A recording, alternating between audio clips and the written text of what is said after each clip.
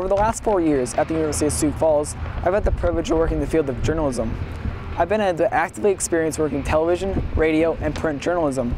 For this project, I'll show you the journalists I have met over the last 4 years, starting with Sports Illustrated and senior contributor Jeff Pearlman, who shares his passion for sports journalism. No one else in my family cared about sports at all, nobody. And for some reason, I don't know how, I really I used to find myself, I'd be the only guy watching the Super Bowl in the house, and I'd be sitting in front of the TV with a football, or during the World Series or the All-Star games or just Yankee games or Mets games, I'd be sitting there with a mitt and a ball, and I'd be throwing the ball to myself. And I just had this love for like the uniform colors and the different personalities. And I grew up in a really white, sort of conservative town, and I loved like afros and really cool names. And it was almost like sports sort of opened my eyes to the world. Many people in any job develop their passion at a young age.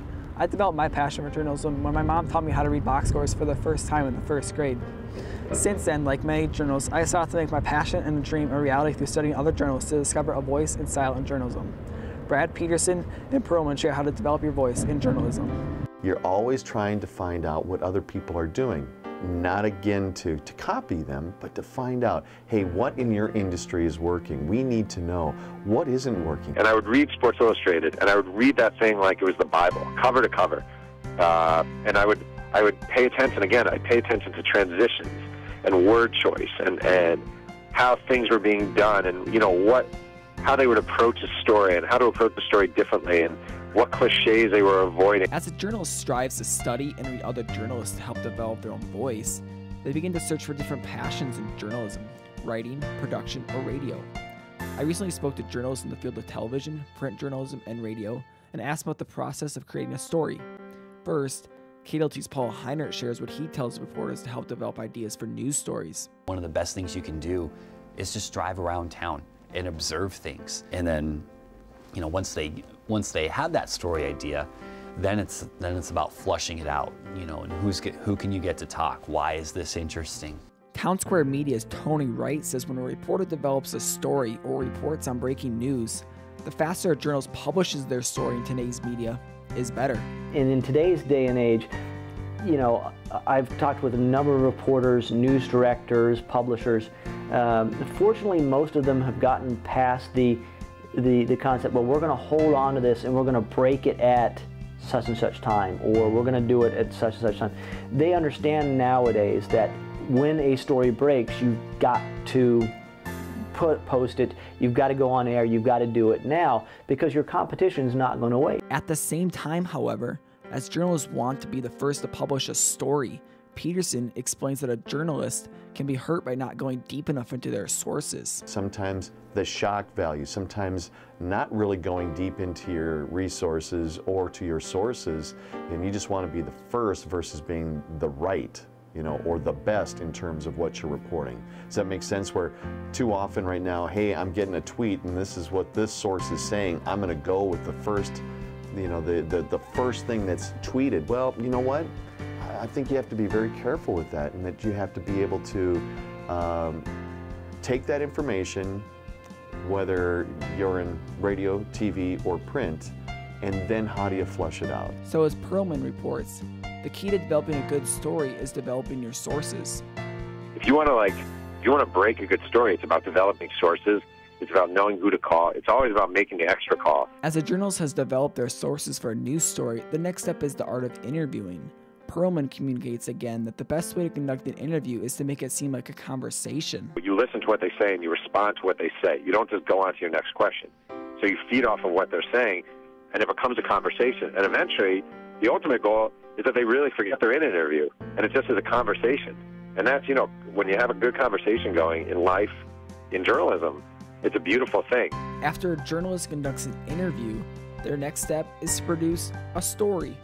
KDLT's Mark Ovenden and Paul Heinert share that a journalist should produce their story like they're actually telling one to the audience. You have to learn to write in a certain style that's descriptive and storytelling and interesting to listen to and or watch, because that's what we're doing as opposed to radio or print, where you're having somebody read the story, or in radio where you're telling them the story. Here you're making use of telling them, but also showing them the story. So you have to learn how to be able to write to your video. When I write, I try and write like I'm telling a story. So when I'm not thinking about, you know, sitting down and typing these big long sentences. The way I write, the way I voice my stories is how I would tell a story to someone else. Perlman says that a journalist should include even the smallest of details to make it seem like the viewer or reader was actually at the event. I want to read about the smell, about the taste, about the look. I want to know, I want to see the blood trickling out of his nose. You know, I want to feel what it was like to be there and hear the sound. You know, don't just tell me, show me. As journalists try to find ways to get the viewer, listener, or reader's attention through their storytelling, journalists must be aware of the technology that is at their fingertips in today's media. You kind of have to gear yourself towards, okay, how does this person get his news? Is it going to be at 6 and 10? Maybe, but he also might have it on his, his iPhone, or he might be watching it on his iPad. And so we really have to work towards that because we need to change as our viewers change. And as Overton shares, he has seen a dramatic change in technology from the first time he began working in television production.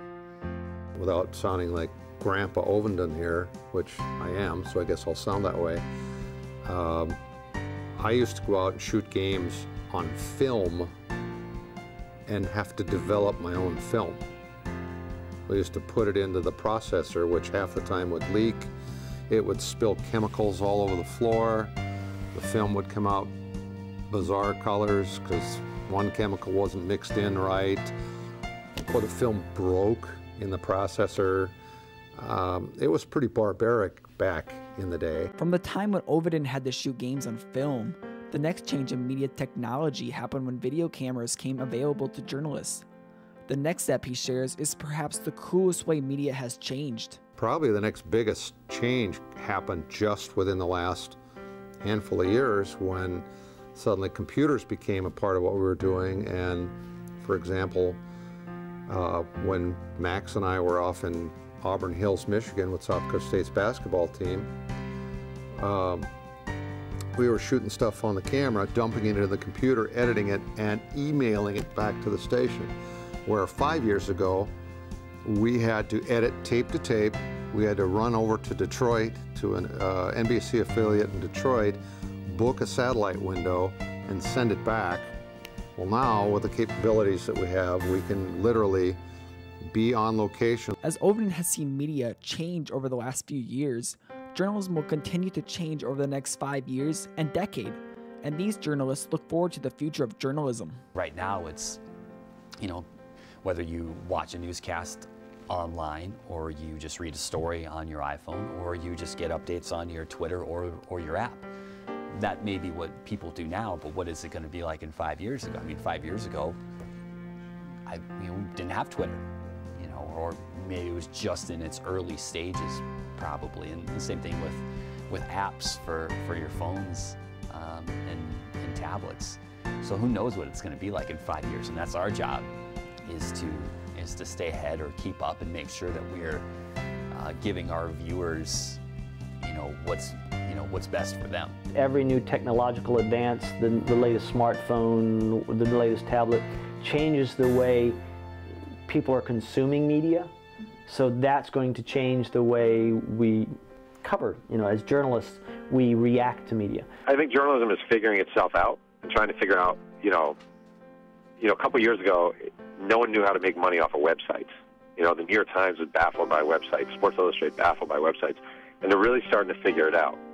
And I actually think it's opened up an avenue for a lot of really good writing. You can be a writer, but are you a reporter? Are you a journalist? And I think, because there's a lot of it, I think, online, it becomes equivalent to a columnist. And that is a great help to our society, because we can, as we get so much opinion, we can then also cultivate our own opinion. As these journalists have showed their passion for journalism, Heiner explains the joys of working in journalism and why he loves coming to his job every day. Could I just sit behind a desk all day and do, insurance or banking, and absolutely nothing against those fields.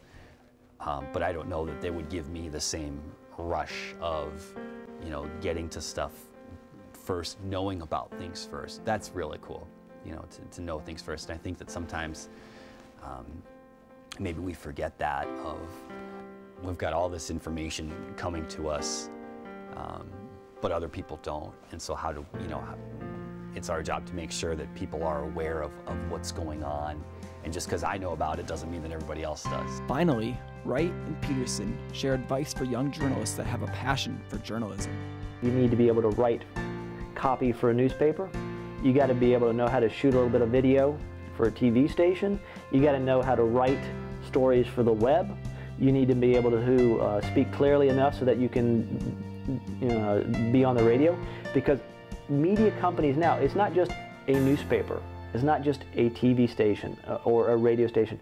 They're conglomerates now. Show passion, just continue to work at it, and sooner or later you're going to get those opportunities that you thought, well, man, as a freshman, I didn't know that that was going to happen.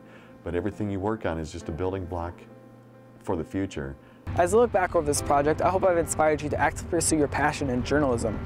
I'd like to thank Jeff Perlman, Brad Peterson, Paul Heiner, Mark Overton, and Tony Wright for allowing me to learn new ways to show my passion for journalism and to develop my style and voice in journalism. I'm Sam Tassett, and thanks for watching.